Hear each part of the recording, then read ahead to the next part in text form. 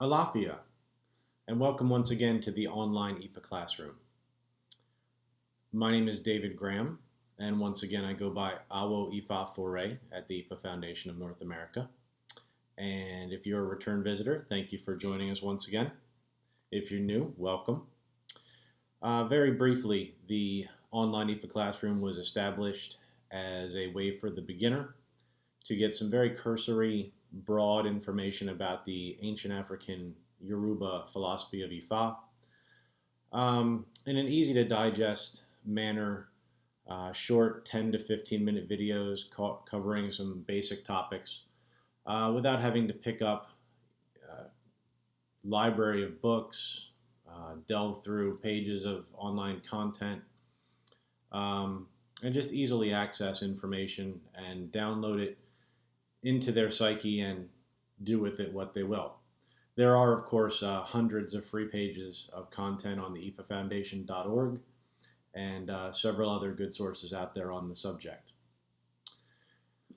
Having said all that, it was very difficult to pick a topic this time because there's so much to cover with the Ifa philosophy. We've already spoken briefly about the Yoruba view of the universe. We've talked a little bit about what is Ifa and how it came about.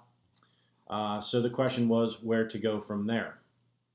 What I decided was that I would do a piece today on the Yoruba concept of destiny, or what we call Ori. There were several ways we could have gone. We could have talked about ancestors. We could have talked about divination. We could have talked about Orisha. But I thought it was appropriate to start with Ori. And indeed, the Yoruba would say that Ori is humankind supporters before Orisha, or before the deities, before the ancestors. So all that being said, what is your Ori? Well, Ori is a Yoruba word, has several meanings, as many Yoruba words do. Ori means your head, literally. It means chief. It also means consciousness. And it also means your destiny. And that's the Ori that we're talking about. We're talking about your head or your destiny. And for those of you that don't know, Ori was typically located on what is the soft spot of your head when you're a child, which closes up when you're an adult. So what is our Ori? Well, our Ori is a multifaceted concept that the Yoruba came up with. And again, it's your destiny path. So your Ori comprised three things. It comprised your life path Odu. And for those of you that don't know, Odu is a sign. It's what a diviner pulls out when they do a reading for you. It's an energy matrix, an energy pattern.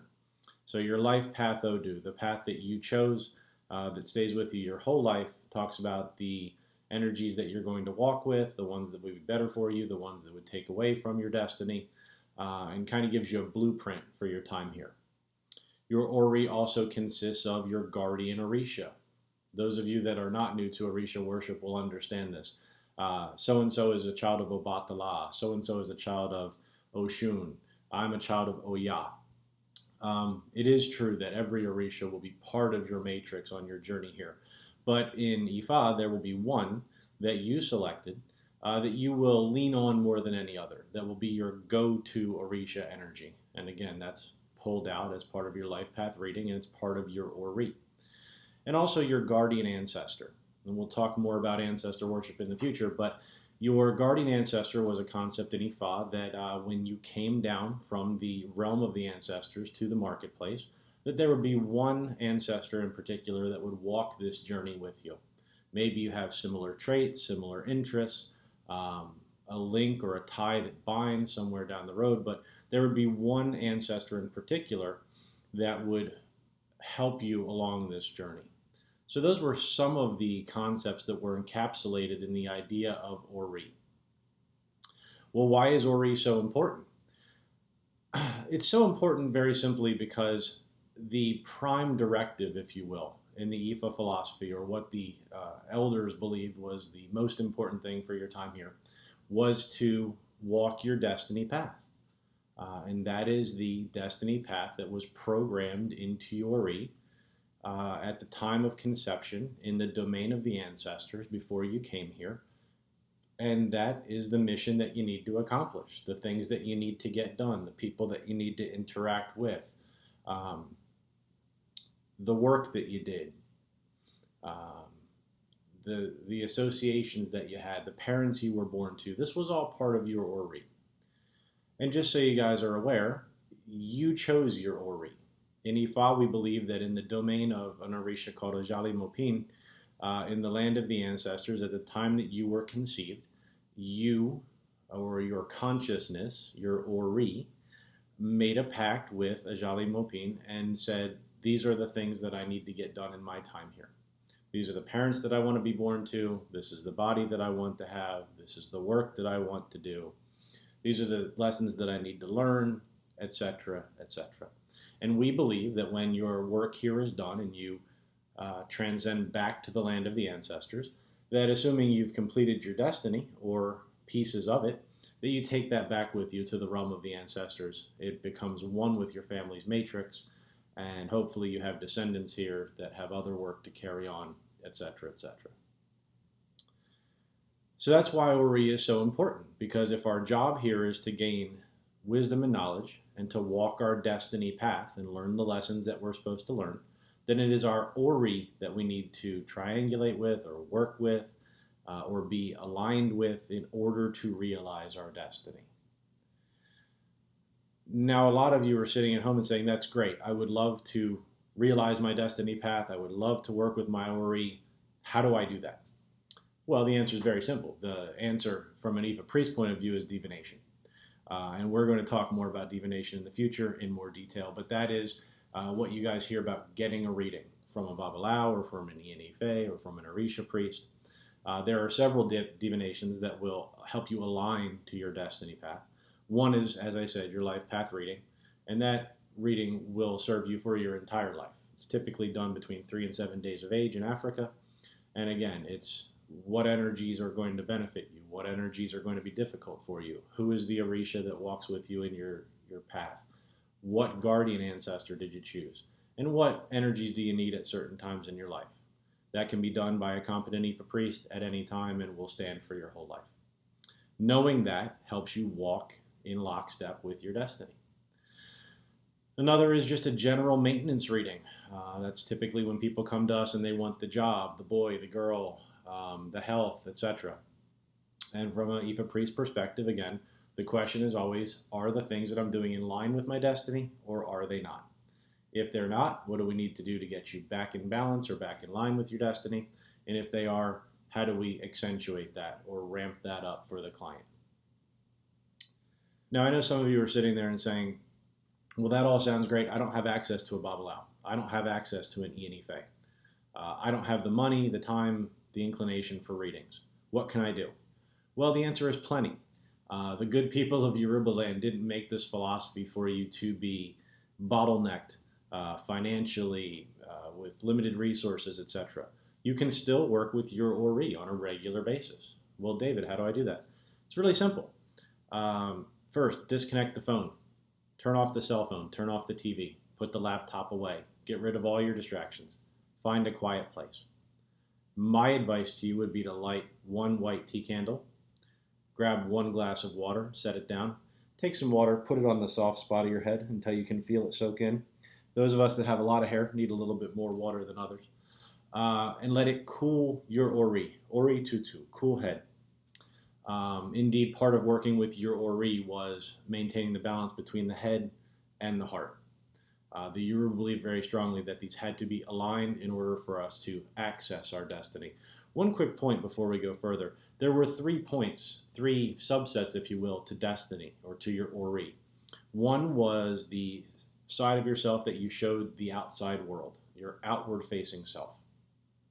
One was your inner self, the self that was with you when no one else was looking. This is the person that you are when no one else is there to see you. And the third one was your higher self, again, in the realm of the ancestors. And that was your perfect self, or yourself when you were in complete alignment with your destiny. And the Yoruba believed that we needed to align all 3 of these aspects of Ori in order to be functioning at tip-top shape. Yes, by the way, there are Yoruba words for each piece of destiny. Yes, I do know them. No, it's not important. for the sake of this video. So again, it's all about aligning our Ori. So how can we do that? Really easy. Turn off all the distractions. One white tea candle, one glass of water, some cool water on your Ori. And then this part's up to you. First, prayers to your Ori.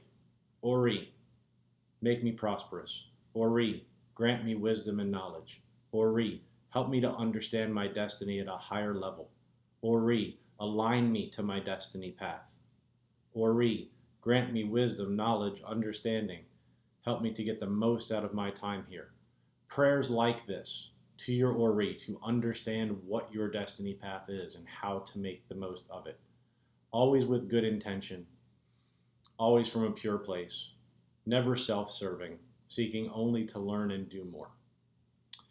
For those of you that want to take it a step further, you can make ebos or offerings to your Ori, things like fruits, pears, bananas, oranges, for sustenance, for sweetness, for strengthening. You can either put them on the soft spot of your head while you pray and then take them off and leave them, or you can put them on a small dish and offer them to your Ori. Meditation, so saying prayers to your Ori and then shutting everything off and listening to what comes in. It could be a voice, it could be an intuition, it could be a feeling.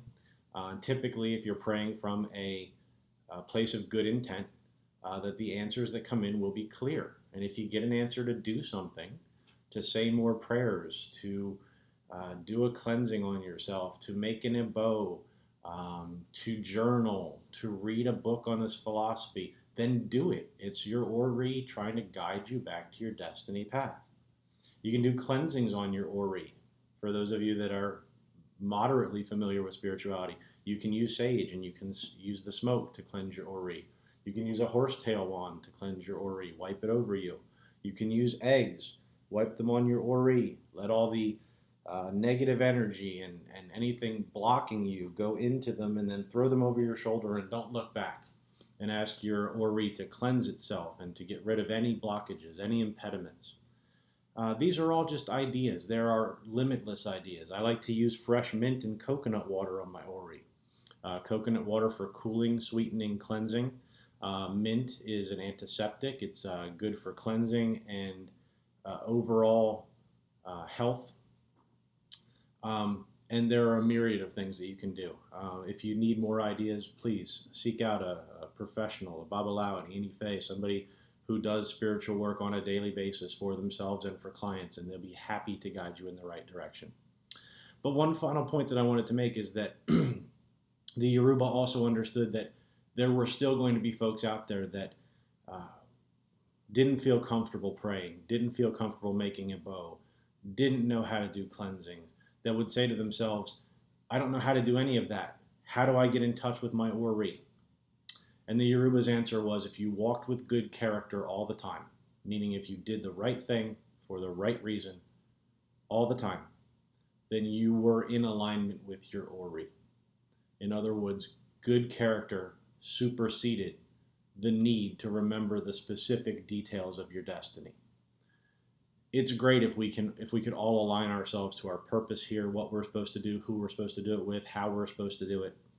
But most importantly, if we can walk our daily path with good character, live in the moment and do the right thing for the right reasons, then we will be in alignment with our destiny path.